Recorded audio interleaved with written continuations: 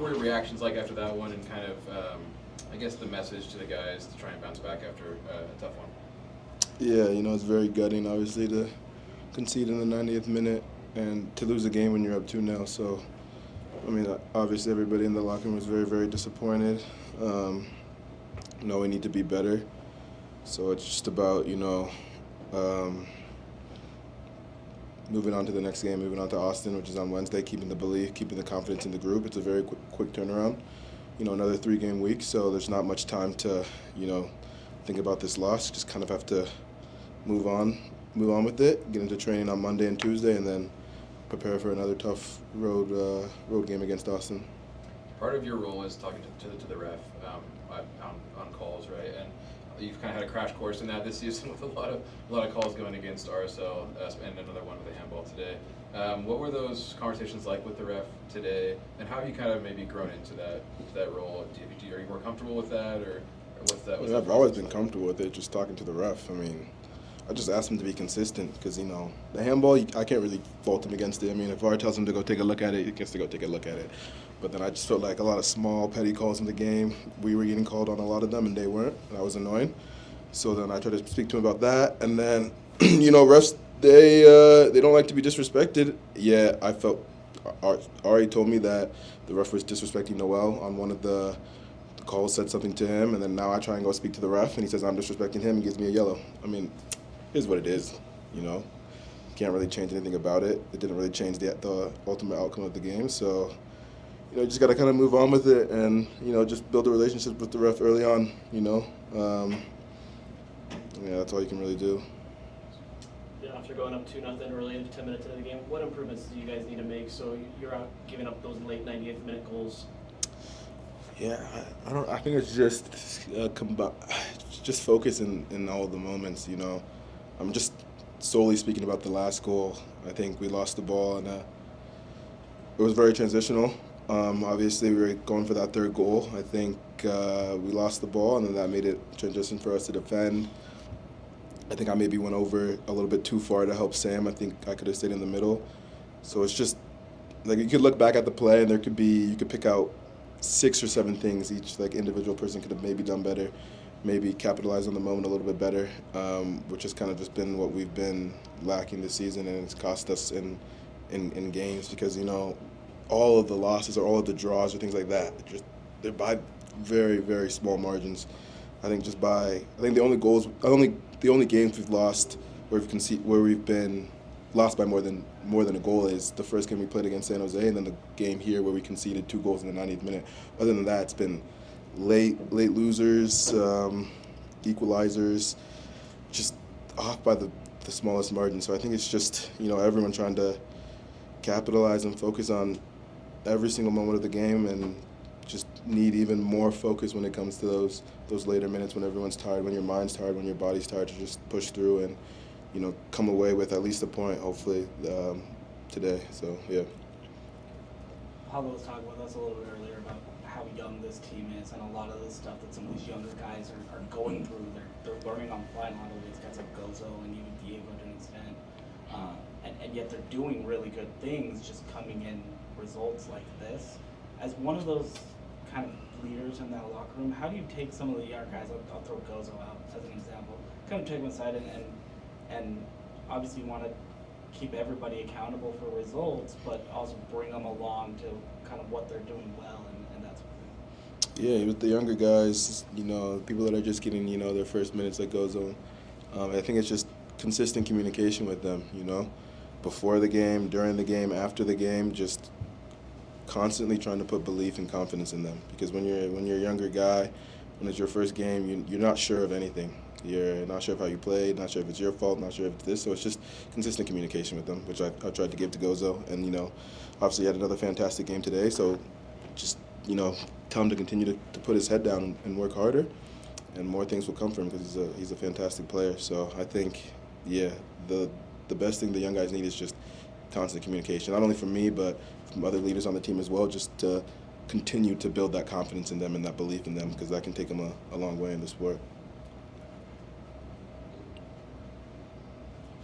Can I just ask about set piece, specifically corner kick defending?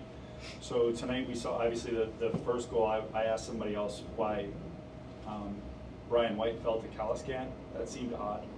And then in the second half, when Vera came out immediately preceding a corner kick for PQ, Dom ended up clearing one off the line, or we go down there. So how exactly does the team figure out who's going to mark who in those situations?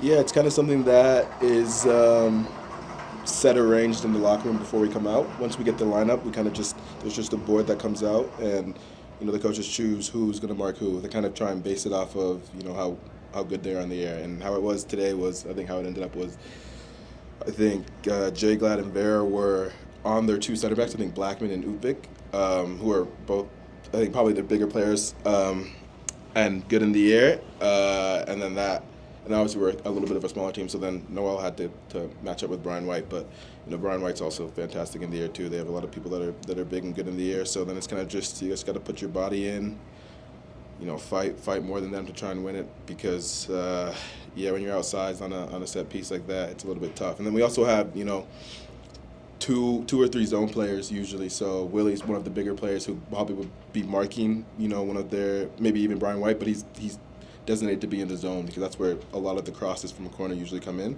But on that one, it went over his head, so there's nothing he can really do. But yeah, that's kind of how we set up. And then there were positives that can be taken. It might not feel like it right now, but I mean, the team came out flying. Yeah. How do you bring the good things forward with a quick turnaround to Austin?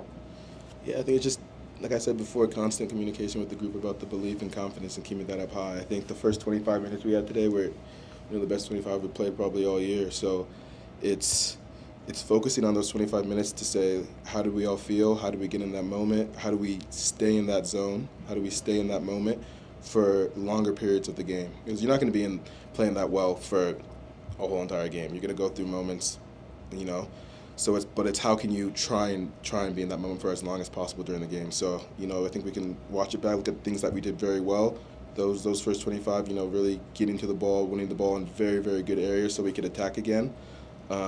Just things like that, and just having that in the back of our mind when we go to Austin, so we can hopefully play a more complete game and then get 3 points. Get 3 points. Yeah. Thank you. What's up, bro? How's it going? Hey, so how is it starting with Ruiz now in that double pivot compared to Ojeda? Yeah, I think we all try and play very similar, try and be very close to our center backs so that they can have an option for us. Ojeda, Pablo, Nelson, all fantastic pivots. We do a lot of work together in training, after training, things like that. So it was very similar, I think one of Pablo's strengths is really his range of passing. So, he can really spray balls from deep, which is nice. But I think, playing with a different partner today was pretty similar in how they play, because I think we try and play kind of in the same way. And when are you going to score a goal, man? Come on, bro. It's a great question.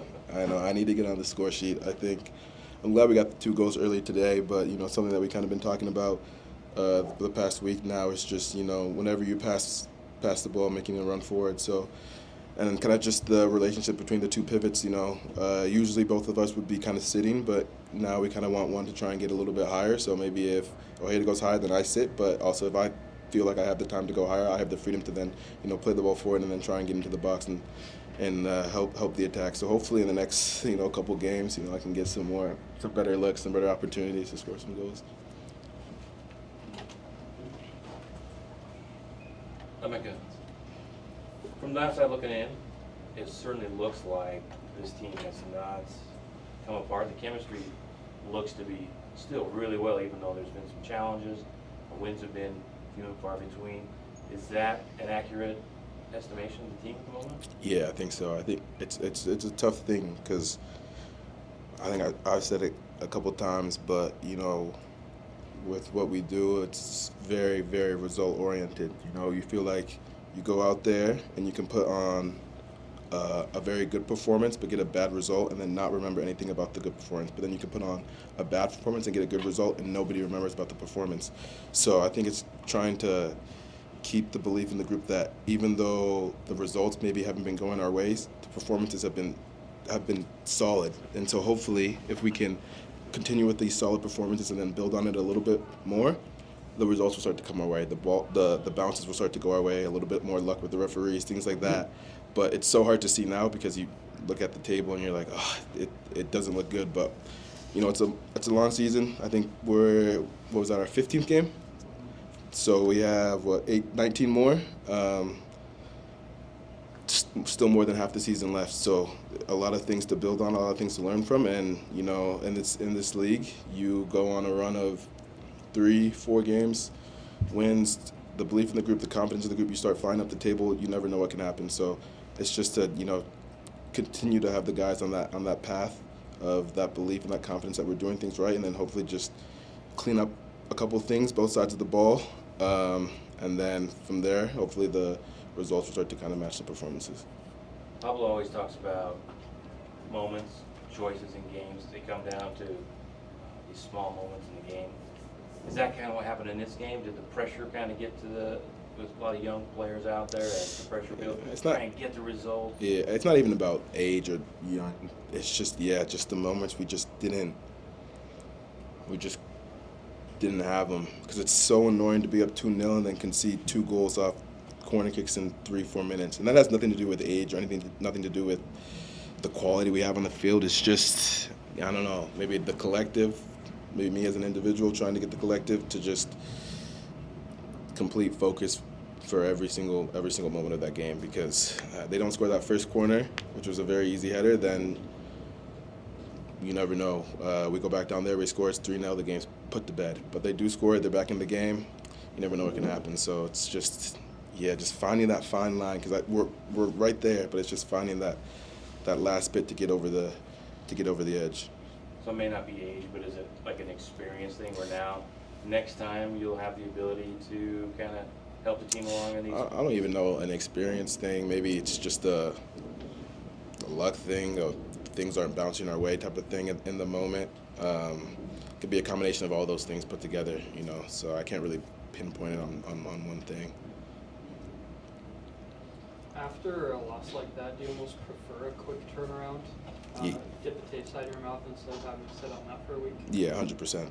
Because I really, when we have bad results, it's really annoying to me. It pisses me off. And so, like, when we have a Saturday to Saturday and we have a bad result on a Saturday, I'm thinking about it every single day of training. I'm not happy with the result every day of training, but now that we have this quick turnaround, it's kind of, you don't have time to feel bad for yourself. You don't have time to feel sorry for yourself. I mean, nobody does anyways, but you just kind of have to move on to the next game, which I prefer. I think most of the guys prefer, because it gives us a chance to, right our wrongs. And so hopefully we can go down to Austin and do that. All right, thanks, Emeka.